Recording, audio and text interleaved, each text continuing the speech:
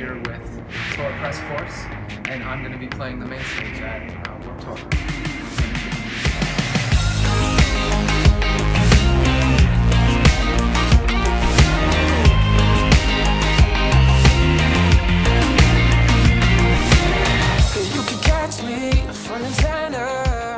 Hey, this is Monica with Tour Press Force, and we're in downtown Mesa, right outside the Nile Underground. And I'm here with Colten Hood. I just met him. Amazing. We found out that he's one of the 9 Ernie Ball Play Music winners this year. And he'll get to debut at Warped Main Stage this year in Phoenix on June 22nd. And we just wanted to meet up and get to know you and say hey. Well, thanks for having me. I'm glad to be here. For sure. Tell us, what was the experience like when you heard about the Ernie Ball Play result? I was very shocked. I was like, I just did not expect to win at all, because I feel like I'm pretty self-aware as far as what style of music I'm in, where it's very pop, R&B oriented, and you think Warped and you're like punk, pop punk, metal, that kind of stuff. So when I found out I won, I was like, oh man, that's wild. But it was also pretty cool at the same time, because I don't know, it's just, yeah, I think I'm gonna keep it there. Sorry. Yeah, no, I think that's great. It's real. I love it that you're keeping it real. And it's true. Pop punk with pop R&B, who would have thought, right? But I love that. That's one of the things about the tour, is they create opportunities for all people, all kinds of genres, all kinds of mix of music. And so I think that's pretty amazing. What has been the local response? The local response, I mean, when I found out and I posted about it on Facebook and Instagram, I mean, I have a pretty strong support system through the social media. I also saw other bands that had posted about it, and they congratulated me, and they were good sports about it.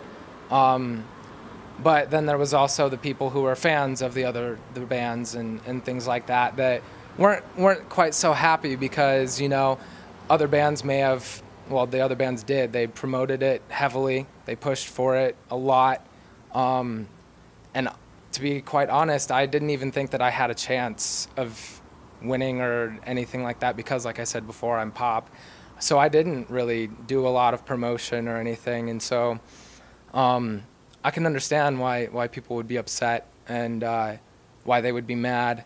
And I just hope that they understand that, or at least I hope that they find out that they shouldn't be mad at me, because, like, I don't know anybody. I didn't try and do anything to manipulate the system. But yeah, so it's been a mix. But, you know, you take it with a grain of salt, and you got to do what you got to do. Yeah, keep on moving forward. So when did you start getting into music? Were you this little kid that, like, totally knew when you were like 5 years old, I want to be that guy on stage? Or when did it happen for you? When did you realize? Man, I've always liked to sing. I mean, as a little kid, I was always singing everywhere, all the time.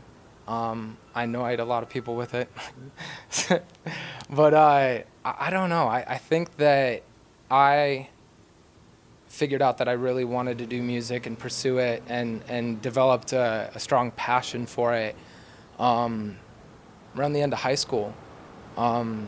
Just because, you know, high school can be good for some and rough for others. For me, it was more on the rough side.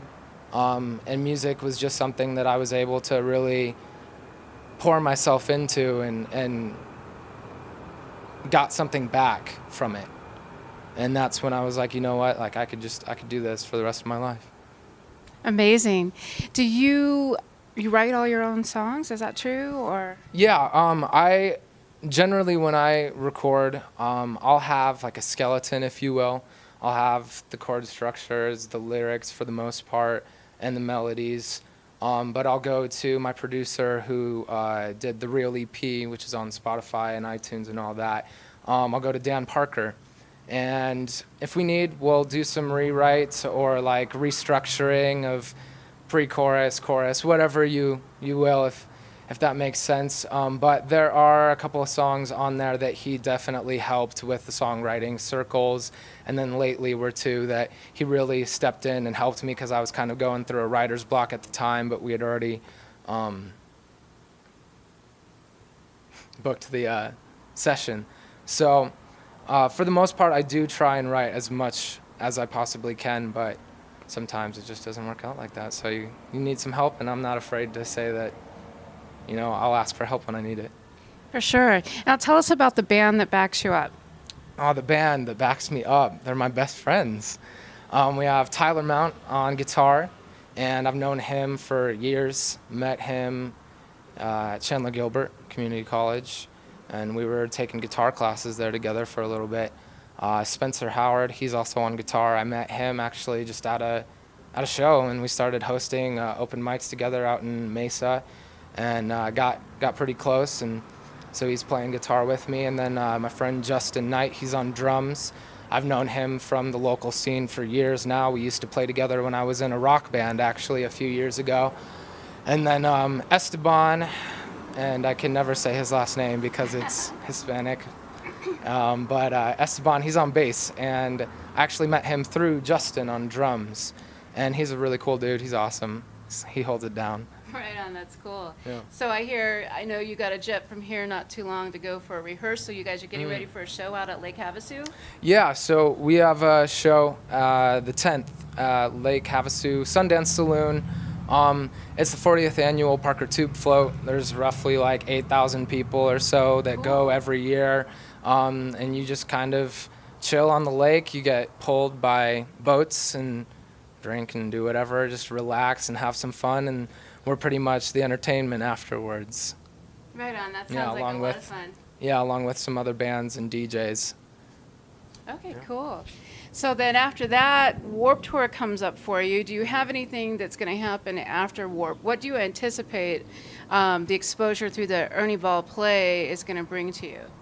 I mean, from reading what prior winners have gone through, I don't know. I mean, some of them have had good experiences, and they're like, yeah, we had a good time slot, and, there were people out there, and then some of them, they opened, like, doors were open, they were playing, and so there wasn't very many people there, But, I mean, ultimately, I think that it's going to be a good experience no matter what, because then you get to experience what it's like playing on a main stage at a big festival, and I mean that's fine with me. Like, if nothing else comes of it, that's okay. I just like to play, and I like to sing and have fun with my friends. Oh, for sure.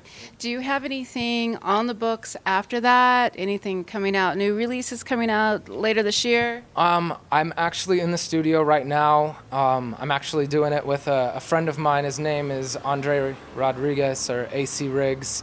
He's a phenomenal musician, singer-songwriter. He's doing a bunch of different projects right now, but he and I are in the studio together, and we're coming up with a single that I hope to put out here in the next couple of months.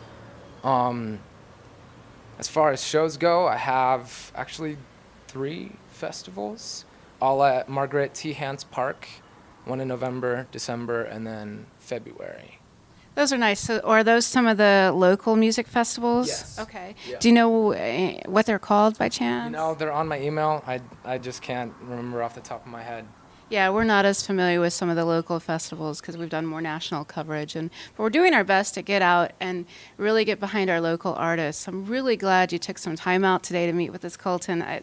It's exciting news. I'm so happy to discover you because I didn't know you existed until I looked onto the Ernie Ball to see who the winners were to go along with our Warped Tour coverage. So can't wait to see you out at the show. It'll be amazing. And looking forward to hear what you have to say about what Warp means to you. That's a social engagement project that we're doing, so everybody, whether you're an artist or a fan, we want to know, what does Warped Tour mean to you? Thanks again.